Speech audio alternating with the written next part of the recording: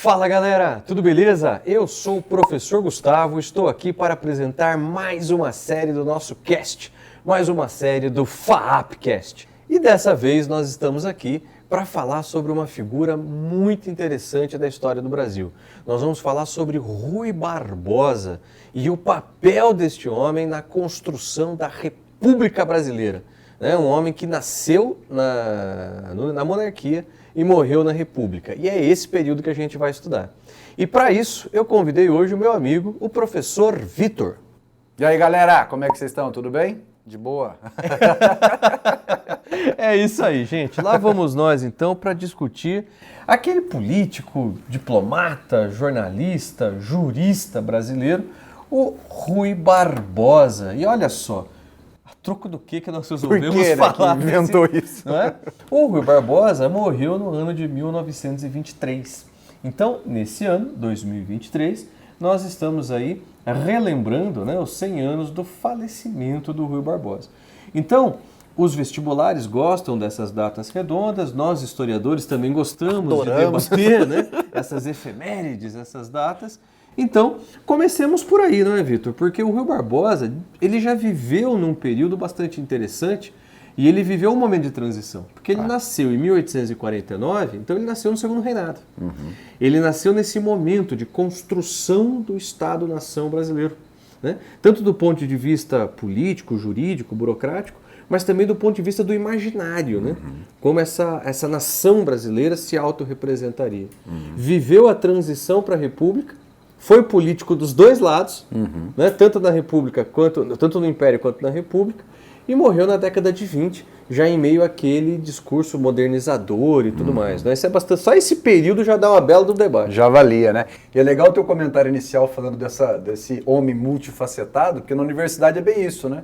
Ele entra na universidade, você arranca um pedaço dele, deixa nas ciências sociais, arranca outro pedaço, deixa na economia, arranca outro pedaço, deixa no direito, outro nas relações internacionais, assim. Basicamente todo mundo estuda, né? Não tem como passar pela formação do Brasil contemporâneo sem passar pela figura, né? É verdade, todos os cientistas sociais que estudem o Brasil estudarão o Rui Barbosa. Ah, necessariamente, qualquer faculdade do Brasil se lê, né? Direito também, né? Não tem como, economia também, como da República, ali, ensinamento, né? Então é um personagem sui generis. Exatamente.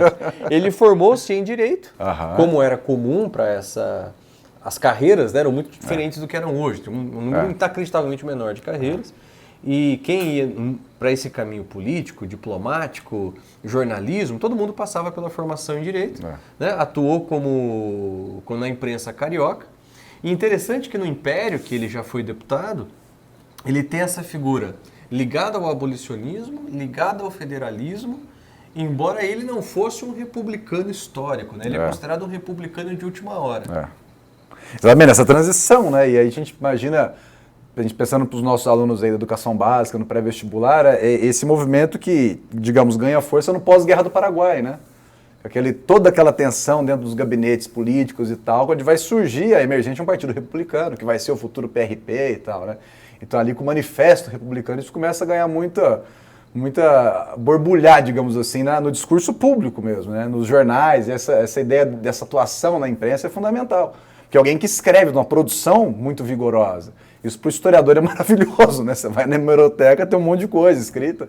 Então era alguém que se inseria nesse debate público, isso é muito importante, né? No momento que ele não era o único, né? Joaquim Nabuco está escrevendo, você tem toda uma série de personagens importantes que estão discutindo essas questões e que de alguma forma, se a gente quiser pensar, um traço biográfico, está ligado até esse discurso modernizador do Brasil, Com certeza, de desde acabar o início, com a escravidão, vamos inserir a mão de obra assalariada, né? Você tem que pensar um Brasil que, para se tornar moderno, precisa prescindir da escravidão, você não pode caminhar com as duas coisas ao mesmo tempo.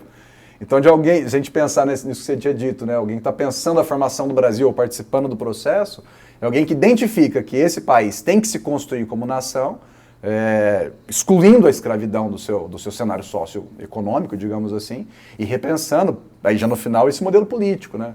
De tradição centralizadora, europeia, monárquica, que é a monarquia, né? Basicamente, por mais que fosse constitucional, né? Nossa época imperial, né? Mas que está dentro desse cenário de mudança, né? Isso é importante, que é um protagonismo que não é pouca coisa para a época. Não é pouca coisa.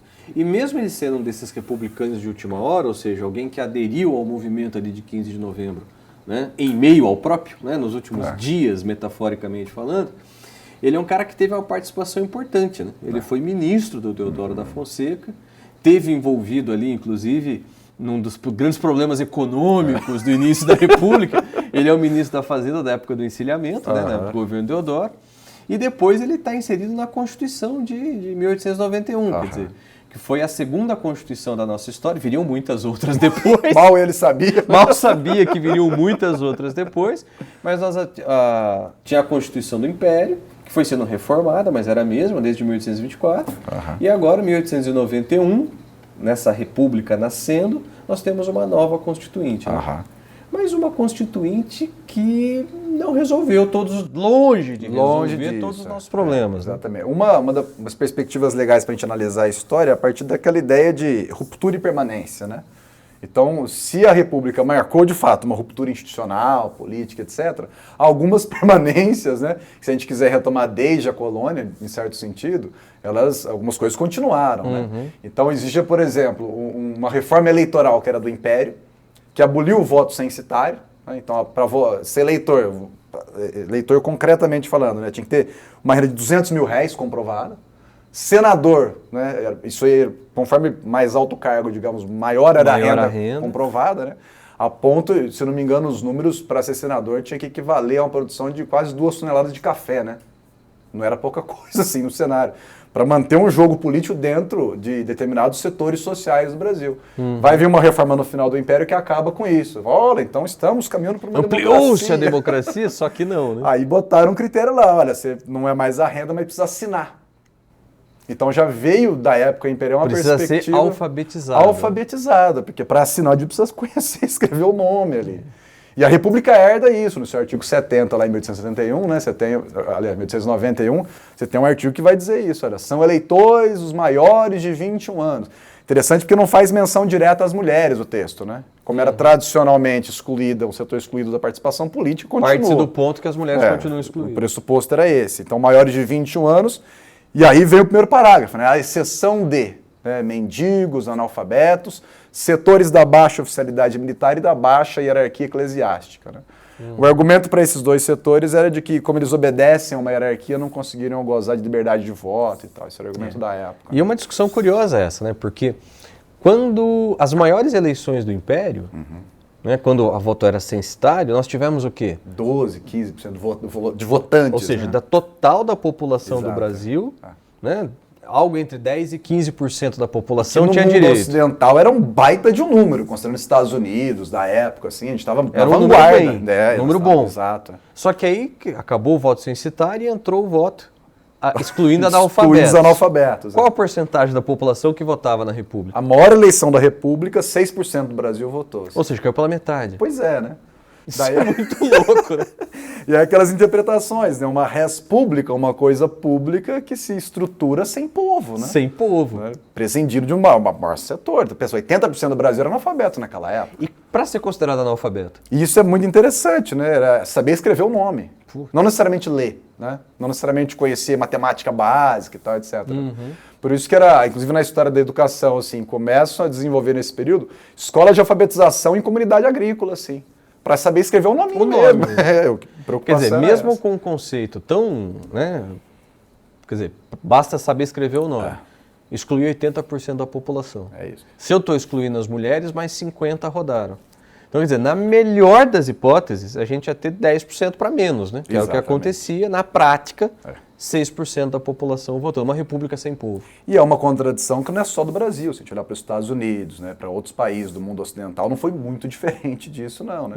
Pensa que nos Estados Unidos, no século XX, a população negra está brigando por direitos civis ainda. Sim, né? Isso foi ontem. Discussão em 1960. Pois é ontem na história, né? É ontem. Então não estamos fora. Porque às vezes tem essa interpretação, assim, o Brasil está atrasado e não sei o quê. Por mais fosse um projeto muito moderno, digamos assim, os padrões da época, digamos, constitucionalmente falando, com muita influência norte-americana, Estados Unidos do Brasil, né, o nome dado ao Brasil nesse início da República, mas mesmo assim com essas tendências tem alguns cortes, né, que organizam aquilo que alguns historiadores chamam de uma arquitetura da desigualdade, né? Então você monta, institucionalmente falando, mecanismos para segregar populações e manter um controle político dentro de determinados setores e ponto final, né? Então, paradoxalmente, é um cara que, por mais que fosse um liberal, já começando a acenar para esse mais modelo republicano, etc., tardio, como você disse, essas contradições não escaparam ao homem da época, né? Ele é um homem do seu tempo. Um homem do seu tempo. Isso é importante porque a gente pega a memória, né? Olha, a figura e tal, e tem muito essa perspectiva biográfica, assim, talvez gerou o personagem, muitos biógrafos tendem a isso, não é o caso, né? Não é o caso. Tentar fazer um balanço ponderado aqui, né? Exatamente, exatamente. Mesmo com todas essas, né, essas diferenças, essas nuances, ele teve um papel jurídico muito importante na construção, né, jurídica do Brasil, mas ele é muito famoso pela sua participação na segunda Conferência de Paz de Haia, em 1907. Ele era o Águia de Haia. Águia de Haia. Talvez ele tenha levado essa postura republicana, essa postura liberal para a política internacional. Isso, essa era uma ideia importante que ele defendia, de uma paridade entre os estados nessas relações internacionais, né? Coisa que até hoje a gente briga, se for ver a ONU, né? O que não foi os BRICS, por exemplo, né? Fazendo frente ao FMI. Tem uma discussão muito contemporânea que esse indivíduo colocava mais de 100 anos atrás, né? É impressionante. Se você pensar dentro da ONU hoje, a questão do Conselho de Segurança, por exemplo, né? Exato. E a guerra na Ucrânia agora, inclusive, ela traz isso à tona. Exato. Né? Essa paridade entre os estados nas discussões internacionais. Exatamente. E o nosso Rui Barbosa estava defendendo isso lá em 1907. Pois é, e tem uma anedota que se conta dele nessa conferência, de que, de fato, ele tinha 1,5 metro de altura, assim, baixinho e tal, e ele entrou, a turma tirou sarro, né? Ah, que esse homem pequeno que entra aqui. E depois o discurso, ele saiu com a galera falando, olha, sai aqui um homem muito grande, né? Porque o discurso, e era um orador, né? Tem uma história dele na educação infantil, quando era criança, né? A mãe já colocou para estudar, que ele chegou já sabendo gramática, um monte de coisa, e o professor falou, nossa, eu nunca vi uma criança desse jeito, com essa habilidade, assim. Então era muito erudito para os padrões da época, né? Então, a ponto de ter essa eloquência retórica que cativou, né? Impressionar o mundo. Impressionar o mundo, isso, né? E por mais que a Conferência de Paz de 1907, a gente não pode falar que ela foi tão bem sucedida. 7 anos depois, né? Começa a Primeira Guerra Mundial. Mas alguns princípios muito importantes do direito internacional, inclusive da Corte Internacional de Justiça, que ele foi membro, né? Foi juiz da Corte Internacional de Justiça, mostrando esse reconhecimento do papel que ele teve na construção, nesses primórdios do direito internacional. Para os nossos alunos que interessam no curso de Relações Internacionais, isso é um prato cheio, porque a gente vê que a ONU não surge do nada, né? De repente, na Segunda Guerra, acaba, inventa uma instituição. Não é assim. Tinha um pressuposto, se quiser voltar, vai lá para o Congresso de Viena, no século XIX, né? Então, toda uma discussão, uma construção internacional das relações entre os países para se organizar um local que fosse neutro, né? Supranacional, que os estados pudessem discutir para evitar guerra, né? Fracassado.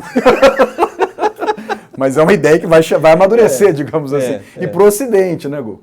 Você fala uma guerra no Ocidente. Existem guerras que ainda acontecem no mundo, né? A Ucrânia agora que está fora do parâmetro, mas o século XX pós-Segunda Guerra, guerras aconteceram no Oriente Médio e tal.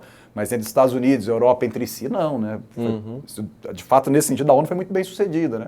E que é produto, digamos assim, se a gente quiser pensar, desses processos anteriores, dentro dos quais estava esse representante brasileiro, que também não era único, né? Barão do Rio Branco, ao mesmo tempo, junto ali, né? Mas sim. Uma figura importante desse nosso O Brasil, ao longo do século XX, até esse é um outro tema para a gente pensar depois, o papel, a diplomacia brasileira tem vários nomes muito interessantes, uma atuação que constrói uma tradição sólida, significativa, né? Ao longo do século XX. Exato. Né? E aí, ele veio, então, seu último discurso no Senado em 22 e veio a falecer em 1923. Essa figura tão interessante, tão controversa, né? Longe de nós queremos tratá-lo como um herói, como você disse, pelo contrário, ele era um homem do seu tempo, com as qualidades e os problemas do seu tempo, né? Mas interessante para disparar uma série de debates. Tanto que, Vitor, até você que está me ajudando aqui na produção dessa série, né? Eu estou aqui apresentando, mas a produção está sendo mais sua do que Estamos juntos. Estamos juntos. Mas seguindo aqui o roteiro que você criou para nós, eu achei muito interessante. Nós vamos ter um segundo programa com o professor Rissato, que é um professor de filosofia, onde a gente vai discutir o conceito de república. Como que ele surgiu na Grécia Antiga e trazendo até o mundo moderno. E daí é o gancho que o Marcelo, professor de História, nosso parceiro, vai falar sobre a República contemporânea, a noção contemporânea de República. A partir da Revolução Francesa, antes disso a independência dos Estados Unidos e tal. E pensar, inclusive, na construção do STF e o papel do Rui Barbosa na construção do nosso Supremo Tribunal Federal. Exato. E no quarto programa, voltamos nós Voltamos para nós. retomarmos o Rui Barbosa, recortarmos parte dessa biografia que a gente fez esse geral hoje, para falar, inclusive, da questão dele enquanto americanista, a relação que ele tinha com os Estados Unidos. Não é isso? E é legal porque todo esse caminho, na verdade, tem a função, ou pelo menos o objetivo, de fornecer aos nossos estudantes um repertório um pouco mais amplo, né? Exatamente. E é interessante que para a galera se apropriar disso e levar isso para produção textual, articular em outros contextos. Isso é fundamental, né? É um repertório que não se encerra com o Rui Barbosa. Ele abre outras discussões, né? O ponto e talvez essa seja a ideia de todos os FAPcasts que a gente verdade faz. A verdade é essa. Então, pessoal, espero que vocês tenham gostado do nosso programa. Obrigado pela sua presença, Valeu, Vitor. já a gente volta. Nos encontramos em breve aqui. E não esqueça de curtir o nosso programa. Se você gostou, deixa o seu joinha, siga a FAP nas redes sociais e acompanhe sempre o FAPcast. Beleza, pessoal? Muito obrigado. Até a próxima. Valeu! Valeu!